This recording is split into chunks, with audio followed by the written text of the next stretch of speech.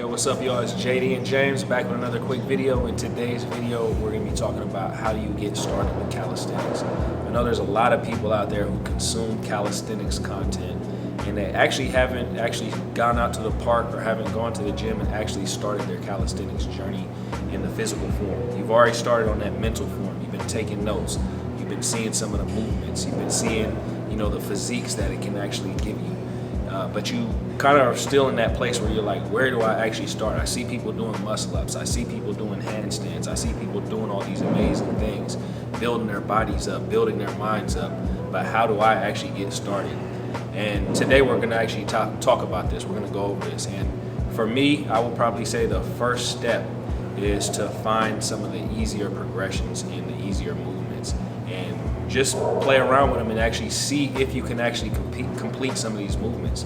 Try to do a pull-up, attempt some dips, attempt some push-ups. And a lot of times when we get started in calisthenics, we actually can't do some of these even simple movements.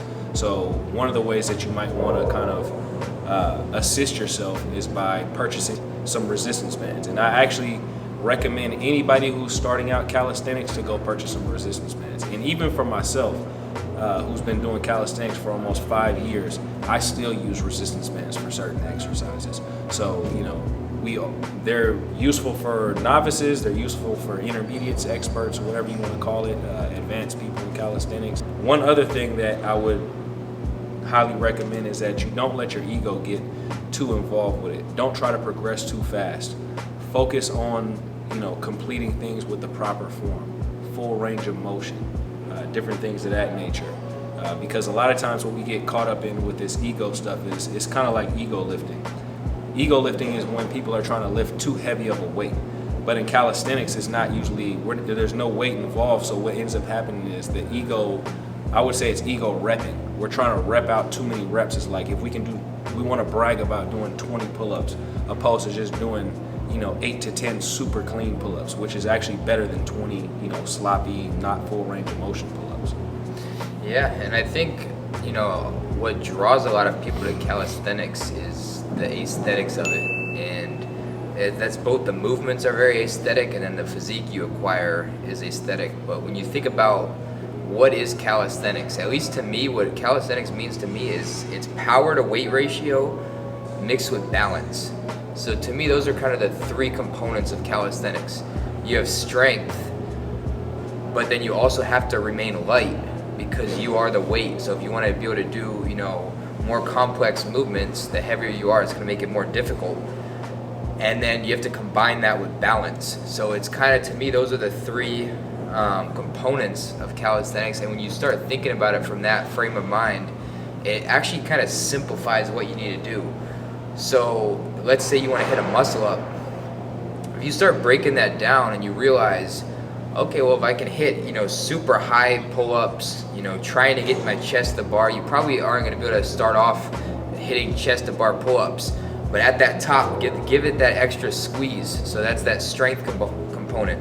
You're going to be taking care of your body weight by, having a clean diet. Maybe it's, trying intermittent fasting. Maybe it's trying keto, experimenting, seeing what actually works for you. And then balance comes from that 7 day a week of repeated bouts. And what happens, this is for literally any skill you learn in life. The more bouts you have, the more attempts you make, your brain is phenomenal. It memorizes literally every single set you do, which is why, if you notice, that's why when you show up, say you first do a movement, the very first time you do it, you're gonna look awkward, you're gonna look, completely uncoordinated. You're gonna look weird doing it. But then you'll notice after four weeks or so, you're gonna start looking a little bit smoother. It's gonna be more natural. It's gonna feel, even handstands are eventually gonna feel no different than you are standing up. Most people don't even consider the fact that when you're standing, you're actually balancing your body weight because you got so many reps in that it literally just got, programmed into your brain. That this is the way you're supposed to move. And I think that's 100% true. And like James says, maybe in 4 weeks you're going to start feeling a lot more comfortable. But you'd actually be surprised that a lot of times when you're literally just starting calisthenics, even in the first 2 or 3 days, you're going to start noticing that you're going to feel a lot more comfortable and a lot stronger. I can actually remember, and I think you remember this too, is like the first time CJ actually got on rings when we were teaching him how to do rings in Hawaii. He was shaking like somebody out in the cold with no jacket on. But maybe the first two times, 2 days later, 2 days later, he's repping out ring dips on the rings, and that's literally amazing progress to barely even be able to hold yourself on the rings, and then 2 days later you're repping out sets. So you guys don't get discouraged if it's going to be difficult when you first start. I think that's actually one thing that's extremely important, because a lot of times when we're starting out new things and we're going on new journeys in life, we can get extremely discouraged because we're going to suck at it first. You know, there was a time when me and James were sucking at these movements, calisthenics movements. We couldn't do handstands at first. We couldn't do muscle ups, at first. We couldn't do a lot of these movements at first, and we just had to keep trying and keep doing it over and over and over again. And you just have to fail forward. That's literally what calisthenics is about. It's about failing forward. And one thing that I really want to hammer home in this video is that with calisthenics, or really anything that you're starting off in life, you really have to pay attention to the micro victories, because in calisthenics, the most minute, gains that you make the biggest difference. The difference between holding a one-arm handstand for 1 second or for a half a second and then holding it for 1.5 seconds literally is huge. That's a 300% improvement. So you have to actually pat yourself on the back when you make these tiny little improvements. They're actually not tiny, but they just seem tiny because it might just be one rep, or it might be 1 second longer hold, but in all reality that's a new PR. Yo, if you guys are interested in a custom 12-week bodyweight program, hit up 12weekshred.com. Again, go to 12weekshred.com. The link is in the description box below. We gotta talk too about the domino effect, because a lot of times you might be, trying to hit a progression on an exercise, and you see like this body of work. There's like 10 different exercises that you think you might never be able to reach in your entire life. And then it's like a domino. It's almost like you reach another level, and it's like you knock off like 5 different exercises at once. That happened to me with the front lever and the one-arm pull-up. I remember thinking, I was like, my main goal was the front lever, and I thought, hitting the one-arm pull-up, I was gonna have to have specific training for that. But literally, as soon as I could hold the front lever for 3 seconds, my one-arm pull-up was right there waiting for me. So let's say you want to muscle up, but then at the same time you're trying to chase down a new pull-up PR. Well, you unlocking that new pull-up PR might have just unlocked you a muscle up. It might have unlocked you a straddle front lever. It might have unlocked 3 or 4 different movements. So those micro victories, they spread all across. It's almost like your foundation that you're standing on. When that foundation keeps growing higher, then every other movement around it becomes easier, and it's kind of this like crazy.